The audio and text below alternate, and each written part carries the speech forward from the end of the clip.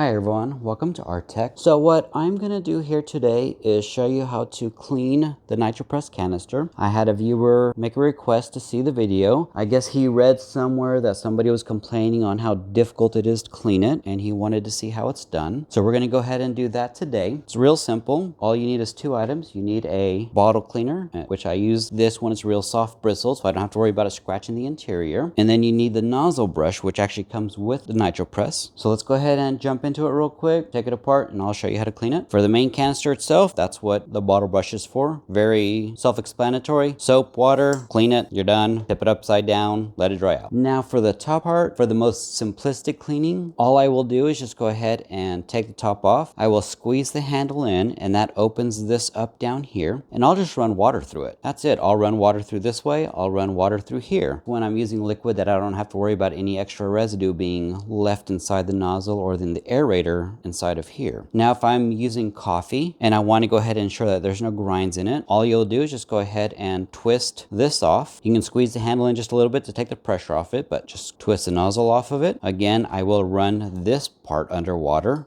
and then the nozzle will go ahead and take this apart. It's just two pieces really. Well, three with the aerator inside. I'll run this piece underwater. There's your aerator right inside here. The blue piece is going to be your aerator. Okay, and then with the nozzle to get the aerator out, you can easily just use this, or you can use something else. If you got something small enough to fit through the nozzle, you can do that too. Sometimes this will get stuck in here, but all you do is just basically just push down on it, and if it doesn't come out, you can kind of use your finger to move it back and forth, because the edges of this does kind of get stuck in the threading itself. So sometimes putting pressure on one edge and then then the other edge back and forth, sometimes that'll work. Sometimes you need to guide it with your finger. If it's stuck on one edge, use your finger to kind of push it away from the threading it's stuck into, and it'll keep popping out. But then all you do is just put the pressure on it, your aerator comes out. At that point, I'll go ahead and run water through it. I could use this, clean it through if necessary. And then with the aerator, I'll just simply run this through water all by itself, just to ensure that I get if there's any grinds in it or residue. I'll just pour water onto here. I try to do a little bit of the high pressure using just the spray mode of the kitchen faucet, and then just make sure all the little pieces come out of here. If this becomes dirty to the point where you actually can't get everything out of it, like say you're using homemade creamer, all the little shavings that usually doesn't get filtered out from all the grinding, if they get stuck in here and you can't get it out, these can be replaced. You can buy it off of Amazon or NitroPress's website. Not really a big deal. And if you want to go one step further in the cleaning, you would take this piston out. All you got to do is just push the handle in, put your finger against the piston and push it in. As you can see, it popped right out. At this point, you can go ahead and do some cleaning on this. There is a little bit of food safe grease in here, just so that it slides in and out of this more freely without catching or grinding. So make sure you have a little bit of food safe grease on hand. That way you can put it back on here again. And then on top of that, you do have a head gasket inside of here. In order to remove it, there's actually a little finger catch for you, a finger pull. Put your finger in it, pull it out. Here's your head gasket. Now you can clean this if you want, or if you need to. And you can also go ahead and get in here with your scrubber, and you can clean inside here a little bit better. I don't go to this level of cleaning when I'm replacing the liquids on a regular basis like I do. I only go this far if the liquid's been in there too long, or I'm switching from one liquid type to a different, or if whatever liquid was in there has a potential of leaving residue behind. That's the only time. And when you're done with the cleaning, just push the head gasket back in, take the piston, just slide it